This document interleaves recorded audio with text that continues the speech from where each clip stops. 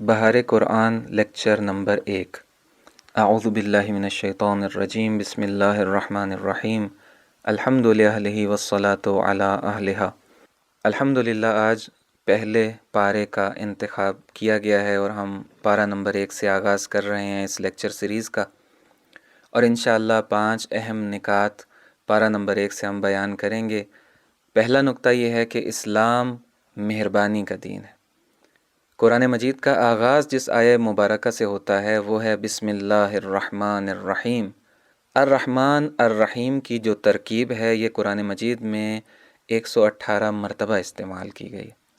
مومن دین کو دین رحمانی سمجھتا ہے، رحمتوں کا دین۔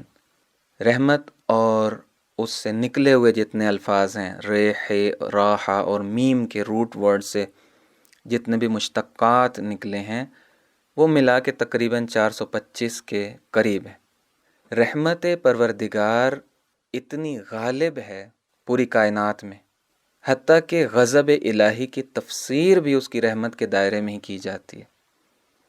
حدیث قدسی میں پروردگار ارشاد فرماتا ہے کہ ان رحمتی سبقت غضبی، کہ میری رحمت سبقت لے جاتی ہے میرے غضب پر، مقدم ہے۔ اور آپ اس بات کو سمجھ سکتے ہیں ایک مہربان ماں کے عمل اور کردار کے ذریعے سے کہ اگر وہ سزا بھی دیتی ہے، اگر وہ غضبناک بھی ہوتی ہے، تب بھی یہ اس کی رحمت ہی کا ایک مصداق قرار پاتا ہے، اس کا یہ غصہ، اس کا اپنی اولاد کو سمجھانا۔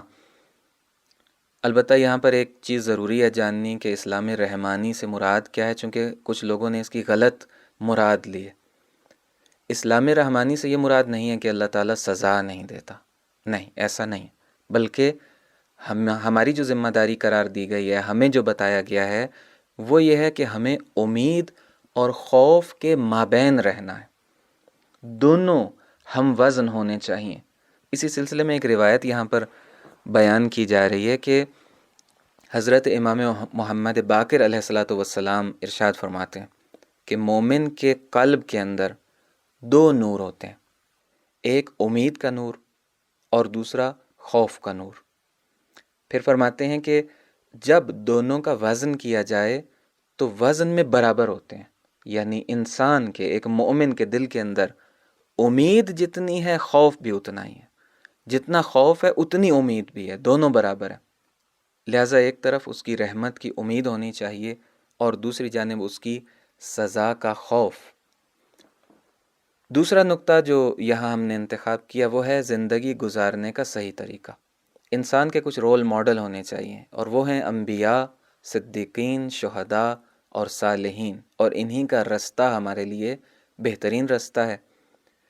پروردگار کا ارشاد ہوتا ہے، ہم ہر روز پڑھتے ہیں، اعوذ باللہ من الشیطان الرجیم، اہدنا الصراط المستقیم صراط الذین انعمت علیہم، کہ پروردگارہ ہمیں سیدھا رستہ دکھا۔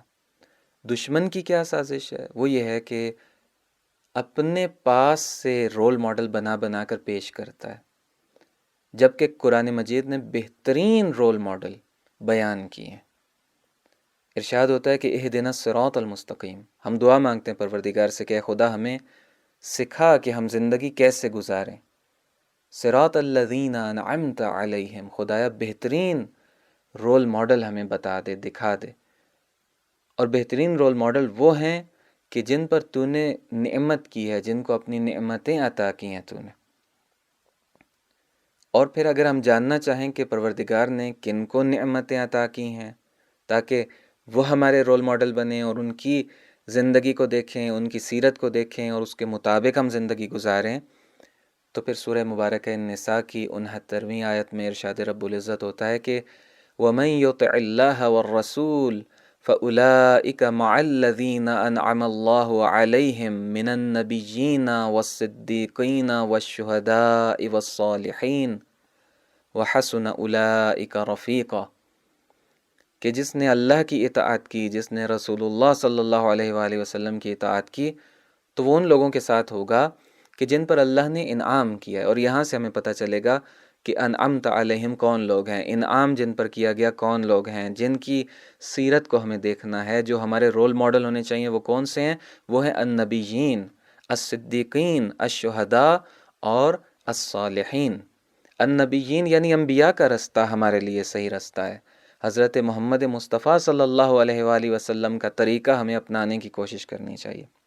جب فرمایا الصدیقین، صدیق تمہارے رول ماڈل ہیں، تو وہ مولائے کائنات علیہ الصلاۃ والسلام ہیں، وہ حضرت صدیقہ طاہرہ سلام اللہ علیہا ہیں، اور ائمہ اطہار علیہ الصلاۃ والسلام کی سیرت ہے جس کو ہمیں مد نظر رکھنا ہے اپنی زندگی میں۔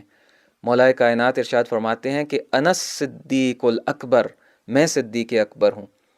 اور امام موسیٰ کاظم علیہ الصلاۃ والسلام کا ارشاد ہے کہ ان فاطمۃ علیہ السلام صدیقۃ شہیدہ، کہ حضرت فاطمہ زہرا سلام اللہ علیہا صدیقہ شہیدہ ہیں۔ تیسرا نقطہ ہے کہ قرآن مجید پرہیزگاروں کے لیے کتاب ہدایت ہے۔ ارشاد رب العزت ہوتا ہے کہ ذالک الکتاب لا ریب فیہ ھدی للمتقین، کہ یہ متقین کے لیے ہدایت ہے۔ قرآن مجید ہدایت ہے متقین کے لیے، رستہ دکھاتی ہے، ہادی ہے، جبکہ دشمن یہ اعتقاد اور یہ عقیدہ چھیننا چاہتا ہے ہم سے کہ قرآن مجید کتاب ہدایت ہے۔ مولا امیر المومنین علیہ الصلوۃ والسلام نہج البلاغہ میں ارشاد فرماتے ہیں، خطبہ 176، وَاعْلَمُوا أَنَّ الْقُرْآنَ هُوَ النَّاصِحُ الَّذِي لَا يَغُشُ، اور باقی جملے آپ کے سامنے لکھے ہوئے ہیں۔ ترجمہ یہ ہے کہ آگاہ ہو جاؤ کہ قرآن ایسا نصیحت کرنے والا ہے جو فریب نہیں دیتا، ایسا ہدایت کرنے والا ہے جو گمراہ نہیں کرتا، اور ایسا بات کرنے والا ہے جو جھوٹ نہیں بولتا۔ اور جو قرآن کا ہم نشیں ہو، قرآن کے ساتھ جس کا حشر و نشر ہو، اٹھنا بیٹھنا ہو، جس کی زندگی کا حصہ ہو قرآن، تو اس میں اضافہ ہوا یا کمی آئی؟ دوبارہ میں دہراتا ہوں ان جملوں کو کہ جو مولا فرماتے ہیں کہ جو قرآن کا ہم نشیں ہوا اس میں اضافہ ہوا یا کمی آئی، اور پھر بیان فرماتے ہیں کہ اضافہ کس چیز میں، کمی کس چیز میں۔ فرماتے ہیں کہ اس کی ہدایت میں اضافہ ہوا اور اس کی جہالت اور گمراہی میں کمی آئی۔ چوتھا نقطہ جس کا ہم نے انتخاب کیا وہ ہے قرآن پیغمبر گرامی اسلام صلی اللہ علیہ وآلہ وسلم کا زندہ و جاوید معجزہ ہے۔ ارشاد رب العزت ہے کہ وَإِن كُنتُمْ فِي رَيْبٍ مِّمَّا نَزَّلْنَا عَلَىٰ عَبْدِنَا فَأْتُوا بِسُورَةٍ مِّن مِّثْلِهِ، کہ اگر تم شک ہے، تمہیں ریب ہے قرآن مجید کے بارے میں جو ہم نے اپنے عبد پر نازل کیا، تو لے آؤ اس جیسی کوئی صورت۔ لیکن 14 صدیاں گزر گئیں، یہ چیلنج جو قرآن مجید نے دیا، کوشش بھی کی لوگوں نے، لیکن 14 صدیاں گزر گئیں، اس کو کوئی پورا نہیں کر سکا اس چیلنج کو۔ اور یہ ہے معجزہ پیغمبر گرامی اسلام صلی اللہ علیہ وآلہ وسلم کا۔ دیگر ادیان کے جو ماننے والے ہیں وہ اپنے پیغمبروں کے معجزات کے بارے میں سنتے تو ہیں، سن تو رکھا ہے، کتابوں میں بھی پڑھ رکھا ہے انہوں نے، لیکن مسلمان ایسی قوم ہے جو اپنے پیغمبر صلی اللہ علیہ وآلہ وسلم کا معجزہ اپنے ہاتھوں میں لیے ہوئے ہیں، اپنے سینوں سے لگائے ہوئے ہیں۔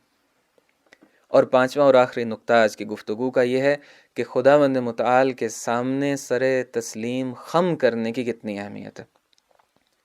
ہمیں جھک جانا چاہیے، ہمیں سر تسلیم خم کر دینا چاہیے اس کے سامنے، اس کی تعلیمات کے سامنے۔ ارشاد ہوتا ہے کہ بلا من اسلم وجہہ للہ وہو محسن فلہ اجرہ عند ربہ ولا خوف علیہم ولا ہم یحزنون، جو بھی خدا متعال کے سامنے سر تسلیم خم کر دے گا، تسلیم ہو جائے گا، جھک جائے گا، اس حال میں کہ نیکی کرنے والا ہو، تو اس کا اجر اللہ کے پاس محفوظ ہے۔ مولائے کائنات ارشاد فرماتے ہیں لَأَنْسُبَنَّ الْإِسْلَامَ نِسْبَةً لَمْ يَنْسُبْهَا أَحَدٌ قَبْلِ، الاسلام هو التسلیم والتسلیم هو اليقین والیقین هو التصدیق والتصدیق هو الاقرار والاقرار هو الاداء والاداء هو العمل۔ فرماتے ہیں کہ میں اسلام کی ایسی تعریف کروں گا، اس طرح سے اسلام کو ڈیفائن کروں گا جو پہلے کسی نے تعریف نہ کی ہو۔ فرماتے ہیں اسلام بس تسلیم ہے، اور تسلیم یقین کا نام ہے، اور یقین تصدیق ہے، اور تصدیق اقرار ہی تو ہے، اور اقرار ادا کا نام ہے، جبکہ ادا عمل کا نام ہے۔ پروردگار سے دعا گو ہیں کہ ہمیں قرآن مجید کی تعلیمات کو پڑھنے، سمجھنے اور ان پر عمل کرنے کی توفیق عطا فرمائے۔ والسلام علیکم ورحمۃ اللہ وبرکاتہ۔